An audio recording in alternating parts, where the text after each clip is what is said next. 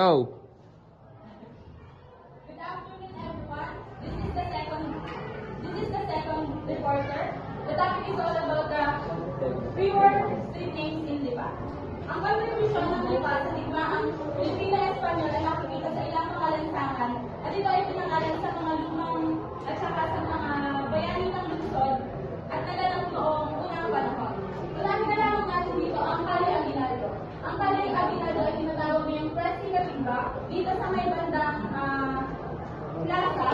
Then, ito ay ang plano at ang mga lumang pangalan ng Lipa sa populasyon ng 1,744 Quartet of the American Geographical Society Library Digital Collection.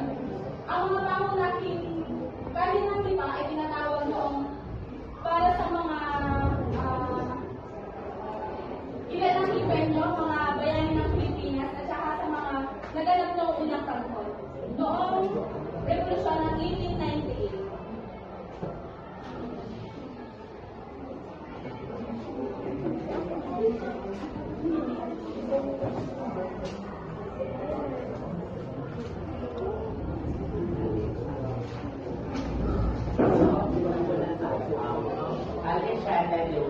The present and Pilipinas trade was once called Calle Guisheta Uno, or June 7. It was the state to remember the first day of the siege of Bilbao and the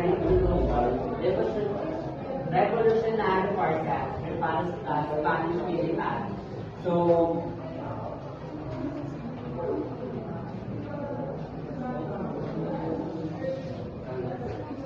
ang kasalukuyang itong Calle Guisheta Uno, ito yung kasalukuyang and Pilipinas Street ngayon. Tapos, ang Calle ay ang daming tinatawag na Calle de Junio or June 7. Kaya naman ito pinangalanan kung ating babalikan or ating aalalahanin ng mga nagdaang nung mga nagdaang araw.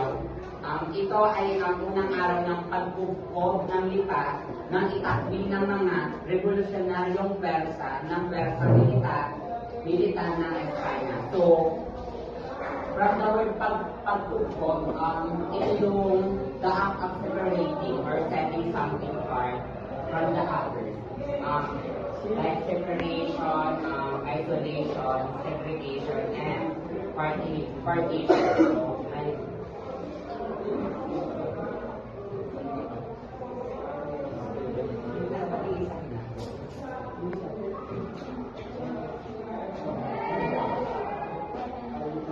Calle Republica, the earliest participation in the annual procession would be observed by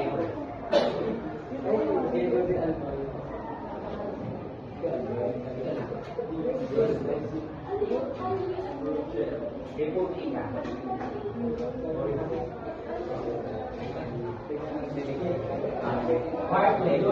During this time, the custody was under King eldest daughter by Mary Tita La Torre, married by Vicente Calabana. With the emergency of war, their family had to hide in the mountains. They only spoke with them and the furthest they were away. And it was trivial and hard access to him leaving behind his wife, great and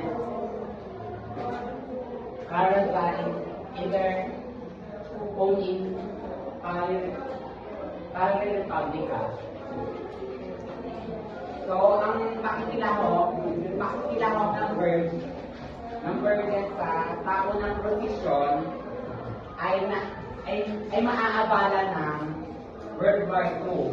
So, yung tao ng prosesyon, ito yung time na maaabala siya ng World War II. So, dito yung sa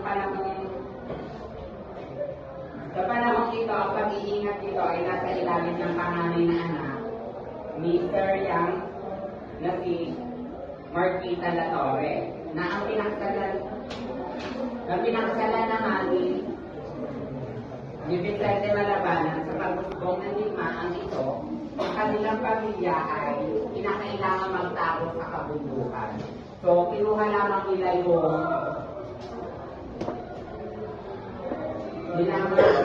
galing na mukha, kamay at rostrilyo at mga accessories sa puso ng Berhet na naiwan sa likod ng body frame at karota dito sa kanilang tahanan sa Calle Republica. So, sa kalapunan, ito ay binalitan at pinangalanan ng Peter. Okay, so,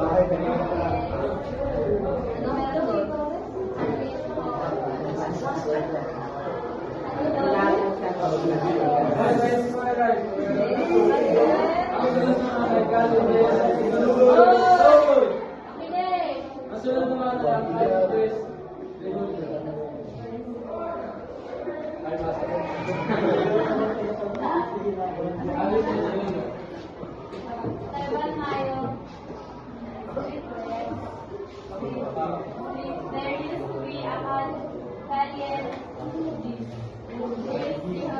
or Linet. It was to honor the memory of that event when the Libeños united in giving financial support to the Liban received commendation for tackling all the towns in giving financial Ang Calle de Julio ay isang salitang Espanyol na kung sa Pilipino ay Calle ikasampunang Julio. Ayan, ikasampunang Julio. Kaya nagkaroon tayo ng Calle de Julio ay upang ipaalala sa atin na ang pagkakaisa ng mga Pilipino bilang pagbibigay financial support sa mga revolusyonaryo. Kaya ginawatan din ang mga depenyo ng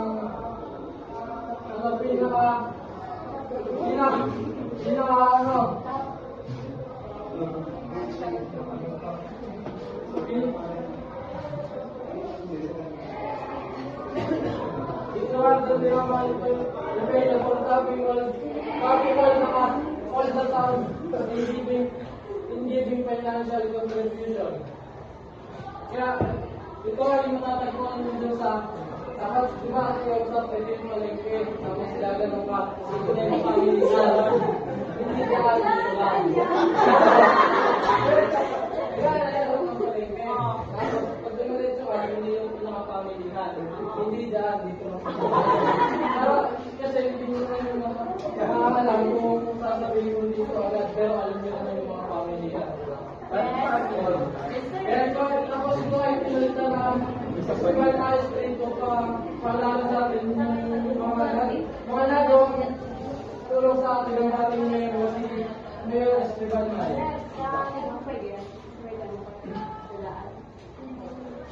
Diga, kaya yung family nila. Anong family? Saan? Dalawa sila. Kaya, diga, ay tumakaw. Diga, ay naba. Tapos pag dito pa rin, diga. Goldie lang, ito lang. Ang hirap naman ito, harap na ito pa rin. Salipa kaya, salipa. Okay, yan lang.